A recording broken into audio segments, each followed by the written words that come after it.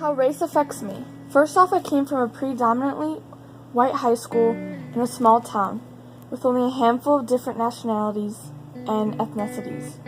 I had been naive to the extent of diversity that can be prevalent in society and the different cultures associated with them. With that being said, when August came around and I got into a large social event, I was somewhat culture shocked.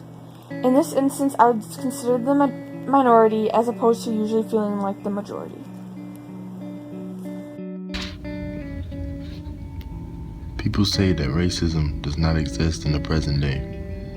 This statement is very false because I have been dealing with racism my whole life. Since I have been going to ISU, I have not witnessed racism on a bigger scale, but I have witnessed some on a smaller scale. The first example of racism is during the first week of school. I went to the rec, and there are two basketball courts.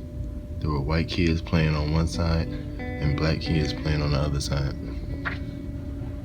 The second example is a party incident. Me and my black friends were bored one day when we were walking around outside during the weekend. We walked past the fraternity house. It was all white kids waiting outside to get in the party. We decided to get in line to wait our turn. A few seconds later, a white man approached us and he asked us what were we doing there. We told him we were trying to party with him. He told us that there was not any more space and that we had to leave. This could have been the case, but if so, then why didn't they tell the other white people that as well? Race can bring common groups together, like some of the historically black fraternities and sororities that we have on campus. Greek life already unites a lot of people, and identifying with these chapters can impact people's lives at ISU by giving them a sense of belonging and bonding and sharing the same values.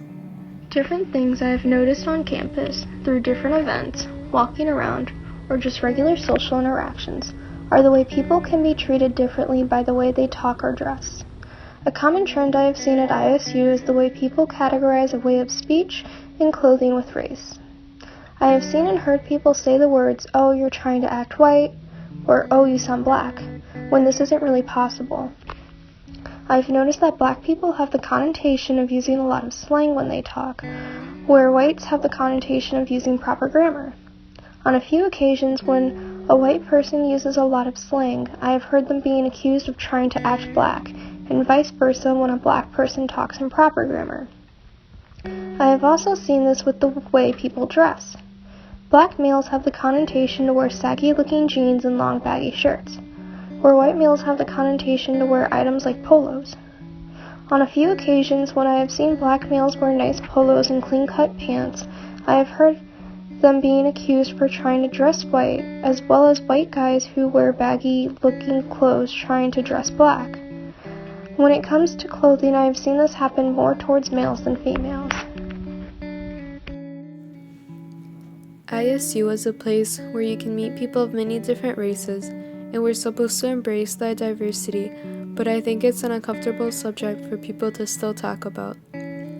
Even in residence halls, we're supposed to have floor programs about diversity, but I've heard from RAs that they don't always know how to address topics of race or even get people to come listen.